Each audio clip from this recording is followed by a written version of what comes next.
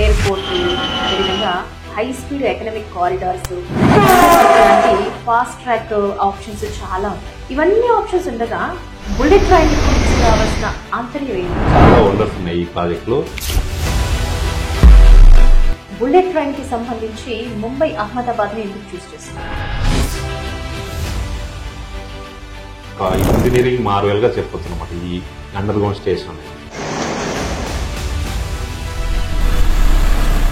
అక్కడ ఎలాంటి challenges face చేస్తున్నారు?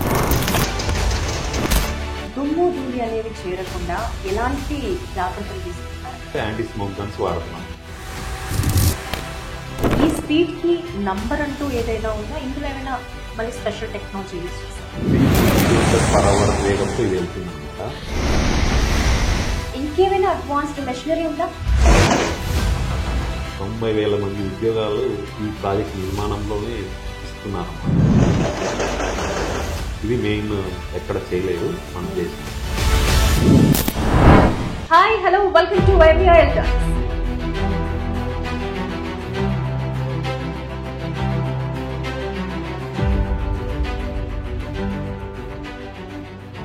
ఎవ్రీ వీక్ మనం ఒక్కొక్క ప్రాజెక్ట్ కి సంబంధించిన ఇన్ డీటెయిల్ డెప్త్ సబ్జెక్ట్ అయితే తెలుసుకుంటున్నాం. ఈ రోజు మీ అందరికీ interesting subject Mumbai Ahmedabad corridor మధ్య నిర్మిస్తున్న బుల్లెట్ ట్రైన్ ప్రాజెక్ట్. మరి ఎంఈఆర్ గ్రూప్ చేపడుతున్న ఈ ప్రాజెక్ట్ కి సంబంధించిన ఇన్ డీటెయిల్ సబ్జెక్ట్ మనం తెలుసుకుందాం. మన ఎస్ఎం టీం నుంచి శంకర్ గారు మనతో పాటు ఉన్నారు. హాయ్ శంకర్ గారు. Hi madam. మనకి ఎయిర్పోర్ట్లు, అదేవిధంగా high speed economic corridors, Vande Bharat లాంటి ఫాస్ట్ ట్రాక్ ఆప్షన్స్ చాలా ఉన్నాయి. ఇవన్నీ ఆప్షన్స్ ఉండగా బుల్లెట్ ట్రైన్ ఇప్పుడు తీసుకురావాల్సిన ఆంతర్యం ఏంటి? అంటే ఇప్పుడు ఉన్న విమానాశ్రయాలు అయినా సరే, రైల్వే స్టేషన్స్ అయినా సరే, ఇప్పుడు వందే భారత్ తీసుకొచ్చారు, బస్సులు ఉన్నాయి, అన్నీ ఉన్నా కూడా మనకు అన్ని రైల్వే స్టేషన్లో జనాలు ఎంత ఫుల్గా ఉంటారో తెలుసు. వందే భారత్ వచ్చినా జనాలు ఆ విధంగానే వెళ్తున్నారు. ఎయిర్పోర్ట్లో అయినా సరే, ఎక్కడైనా సరే ట్రావెలింగ్ అనేది ఫుల్ బిజీగా జరుగుతూ ఉన్నది. కానీ ఇప్పుడు ఏంటంటే ఇప్పుడు బుల్లెట్ ట్రైన్ అనేది ఫాస్ట్, అంటే మనం ఏదైనా సరే తక్కువ సమయంలో ప్రయాణించవచ్చు అనమాట. దీనికోసం అనేసి మనకు ఆల్రెడీ జపాన్, చైనా, ఫ్రాన్స్ ఇట్లాంటి ఈ దేశాల్లో ఆల్రెడీ మనం ముందున్నాయి. ఈ బుల్లెట్ ట్రైన్లు ఆల్రెడీ నడుపుతున్నాయి అక్కడ. కానీ మన దేశం కూడా అలాంటిది ఒకటి టెక్నాలజీని తీసుకొని వచ్చి ఇక్కడ కూడా మనము దాన్ని ఉపయోగిస్తున్నాం అనమాట. ఈ బుల్లెట్ ట్రైన్ అనేది ఆల్రెడీ జపాన్తో మన దేశం టైఅప్ అయింది, అదే ఒప్పందం కుదుర్చుకున్నారు. ఆ జపాన్ నుంచి మనకు వాళ్ళు 2 E3, E5 సిరీస్ అనేసి 2 ట్రైన్లు మనకు ఫ్రీగా ఇస్తున్నారు అనమాట. ఆ జపాన్ టెక్నాలజీ, సింకాన్సెన్ టెక్నాలజీతో ఇక్కడ బుల్లెట్ ట్రైన్ మన ట్రాక్ అయినా సరే మన ఆ టెక్నాలజీ ఉపయోగించి ఇక్కడ బుల్లెట్ ట్రైన్ స్టేషన్ అయినా కానీ ఇవన్నీ కడుతున్నాం అనమాట. ఆ ఒప్పందం ప్రకారం మనం ఇక్కడ అంతా టెక్నాలజీ యూజ్ చేసి మన వాళ్ళు ఇక్కడ కడుతున్నారు.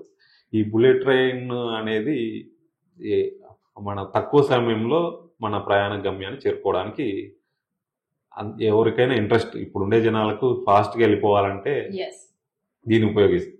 చాలా మెట్రోపాలిటన్ సిటీస్ లో ఏదన్నా మనకి అప్డేటెడ్ వర్షన్ కానీ ఏదైనా టెక్నాలజీ ఇంపోర్ట్ చేసుకోవడానికి కానీ మెయిన్ గా డెవలప్డ్ సిటీస్ ఏవైతే ఉన్నాయో వాటిని చూస్ చేసుకుంటారు. బట్ బుల్లెట్ ట్రైన్ కి సంబంధించి ముంబై అహ్మదాబాద్ ని ఎందుకు చూస్ చేసుకున్నారు? ఇప్పుడు ముంబై అంటే మనకు తెలుసు కదా మేడం, ముంబై అంటే ఫైనాన్షియల్ సిటీ మెయిన్ గా. ఇప్పుడు అహ్మదాబాద్ గుజరాత్ అహ్మదాబాద్ అంటే మెయిన్ గా అక్కడంతా గోల్డ్ పర్చేజింగ్ కానీ గోల్డ్ సిటీ అంటారు కదా ఎక్కువ. అక్కడ మెయిన్ ఈ 2 నగరాలకి దాదాపు 70 ట్రైన్స్ నడుస్తున్నాయి డైలీ. అంటే ఎంత జర్నీ చేస్తున్నారు అనేది జనాలకు అర్థమవుతుంది. ఇప్పుడున్న డేటా ప్రకారం 70 రైళ్ళు అక్కడ నడుస్తున్నాయి. ఆ విధంగానే ఈ 2 సిటీస్కి వాణిజ్యపరంగా బలంగా ఉండాలనేసి పైలట్ ప్రాజెక్ట్గా ఫస్ట్ వీటినే తీసుకున్నారు అనమాట. వీటి మధ్య దూరం కూడా 508 కిలోమీటర్స్ ఉంది. 508 కిలోమీటర్లు కూడా ఈ 2 గంటల్లో మనం ప్రయాణించవచ్చు. సో ఈ 2 సిటీస్ని వాణిజ్యపరంగా అభివృద్ధి చేయడానికి మనం మెయిన్గా ఈ 2 సిటీస్ని ఎంచుకున్నాం. మనకి ముఖ్యంగా మెట్రోపాలిటన్ సిటీస్ లో కూడా భారతదేశంలోనే మొట్టమొదటి bullet train project MER group ఇప్పుడు చేపడుతుంది. ఈ నేపథ్యంలో ఒక అర్బన్ సిటీలో ఇలాంటి కట్టడం ప్రారంభించడం అంటే దట్టు దీని గురించి మనం విన్నది ఏంటంటే ఇది ఒక అండర్ గ్రౌండ్ కన్స్ట్రక్షన్ అని. సో మరి అక్కడ ఎలాంటి ఛాలెంజెస్ ఫేస్ చేస్తున్నారు దాని గురించి డీటెయిల్ గా చెప్తారా? ఇప్పుడు మనం యాక్చువల్గా ఇప్పుడు ఈ బుల్లెట్ ట్రైన్ అనే ఈ ట్రాక్ అనేది ఈ ప్రాజెక్టు మొత్తం 508 కిలోమీటర్స్ కన్స్ట్రక్ట్ చేస్తున్నారు. అందులో మెయిన్గా మనం ఒక బుల్లెట్ అండర్ గ్రౌండ్ స్టేషన్ ఒకటి కడుతున్నారు, టన్నల్స్ ఉన్నాయి, అండ్ 465 కిలోమీటర్స్ వయాడక్ట్ ఉంది, అండ్ 53 బ్రిడ్జెస్ కూడా కడుతున్నారు అక్కడ. సో ఇంత మ్యాసివ్ చాలా వండర్స్ ఉన్నాయి ఈ ప్రాజెక్ట్లో. ఇందులో ఎంఈఎల్ అనేది అండర్ గ్రౌండ్ స్టేషన్ అనేది కడుతుంది. ఇది ఇంకా ఇందులో ప్రాజెక్ట్లో ఒక ఎక్స్ట్రీమ్ అని చెప్పొచ్చు. మెయిన్గా ఇది ఒక ఇంజనీరింగ్ మార్వెల్గా చెప్పొచ్చు అనమాట ఈ అండర్ గ్రౌండ్ స్టేషన్ అనేది.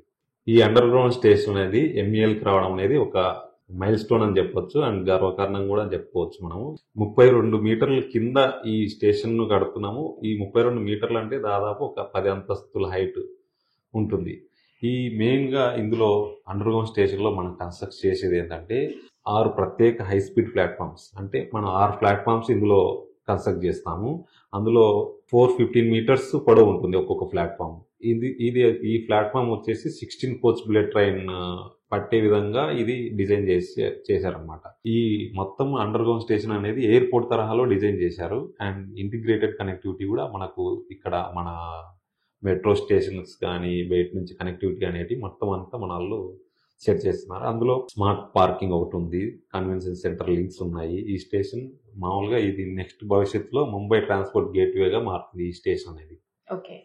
ఇక్కడ వచ్చేసి 3 బేస్మెంట్స్ ఉన్నాయి. ఒకటి మెయిన్గా వచ్చేసి ప్రయాణికులు ప్యాసింజర్స్ ప్లాట్ఫామ్స్ బేస్మెంట్ ఒకటి ఉంటుంది.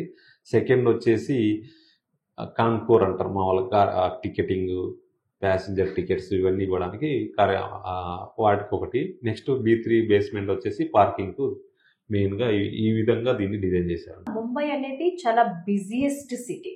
ఎప్పుడు కూడా రాకపోకలు కానీ బిజినెస్ కానీ చాలా ఎక్కువ జరుగుతుంటది.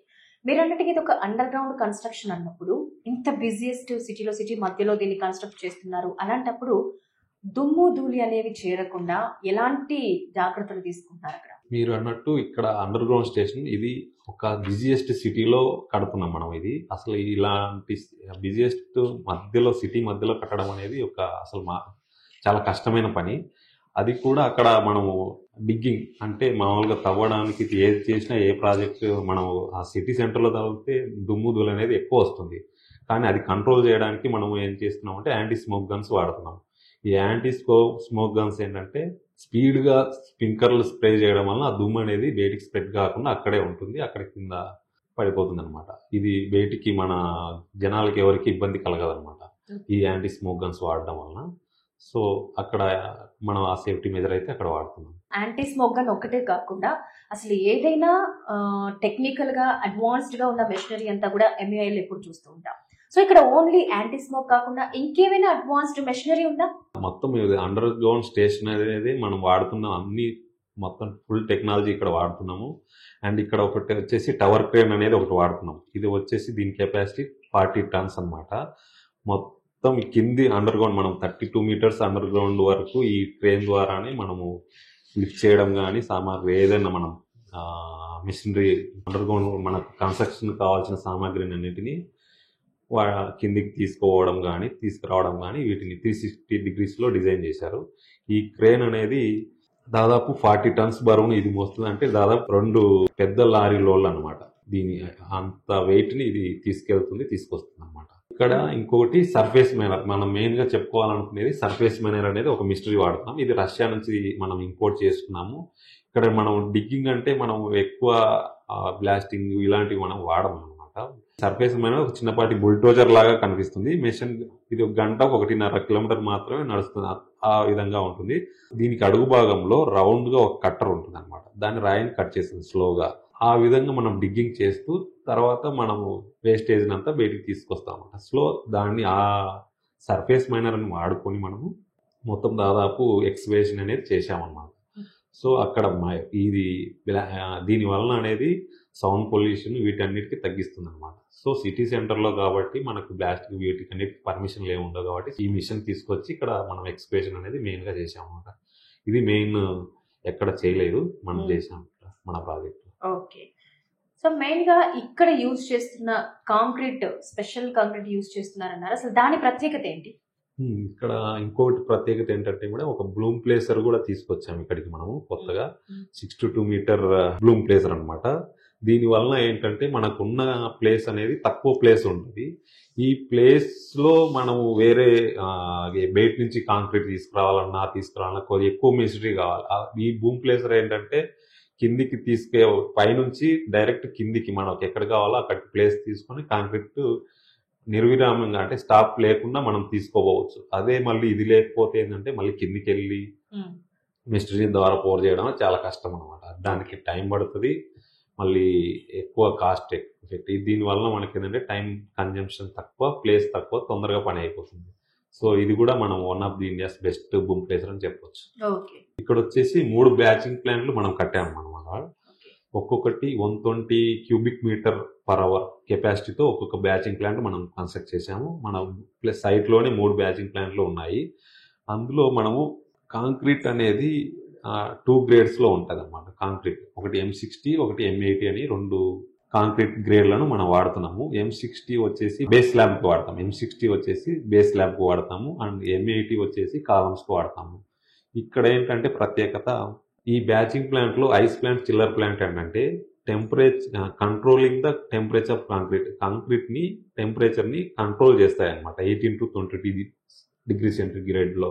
దీనివల్ల ఏంటంటే కాంక్రీట్ బేస్ అనేది స్ట్రాంగ్గా ఉంటుంది, ఏ ప్రాబ్లం రాకుండా. సో దీన్ని మనం ఈ టెక్నాలజీని ఇక్కడ వాడుతున్నాము. అండ్ ఇక్కడ వచ్చేసి మనకు ఒక కాంక్రీట్ సపరేట్గా ఒక ల్యాబ్ కూడా పెట్టాము. సైట్లోనే మనం కాంక్రీట్ని టెస్ట్ చేసుకుంటాము. ఇక్కడ దీనికి సంబంధించిన అన్ని పరీక్షలు సైట్లోనే చేస్తాం అనమాట ప్రతిదీ. సో అసలు బుల్లెట్ ట్రైన్ అంటేనే ఒక వేగానికి కేర్ ఆఫ్ అడ్రస్. ఈ స్పీడ్ కి నంబర్ అంటూ ఏదైనా ఉందా? ఇందులో ఏమైనా మళ్ళీ స్పెషల్ టెక్నాలజీ యూజ్ చేస్తారా? ఇంతకుముందు చెప్పినట్టు మనం మెయిన్గా సింకాన్సిన్ టెక్నాలజీని ఈ ప్రాజెక్ట్లో వాడుతున్నాం, జపాన్ టెక్నాలజీతోని. వాళ్ళు తీసుకొచ్చిన ఈ మొత్తం స్పీడ్ వచ్చేసి ఇది 320 కిలోమీటర్స్ పర్ అవర్ వేగంతో ఇది వెళ్తుంది అనమాట. 2 hours 7 minutes ఇది రీచ్ అవుతుంది మన ట్రైన్ అనేది, అంత ఫాస్ట్గా వెళ్తుంది. ఇప్పుడు మనం సింకాన్సిన్ టెక్నాలజీ చేసి మన యొక్క ట్రైన్ ట్రాక్ టెంపరేచర్ కానీ, మన డస్ట్ కంట్రోల్ కానీ, ఇదన్నిటిని ఇప్పుడు మెయిన్గా వచ్చేసి ఎర్త్ క్వేక్స్ కానీ వీటన్నిటికీ ఫైండ్ అవుట్ చేయడానికి మన వాళ్ళు ఉండే ట్రైన్స్ అన్నిటికీ టెక్నాలజీ యూజ్ చేస్తున్నాం. ఈ టెక్నాలజీని యూజ్ చేసి ఏంటంటే భవిష్యత్తులో మనము E10 సిరీస్తో మన దేశంలో కూడా ట్రైన్స్ను డిజైన్ చేస్తున్నారు. సో వాటిలో కూడా ఈ టెక్నాలజీని యూజ్ చేస్తారు.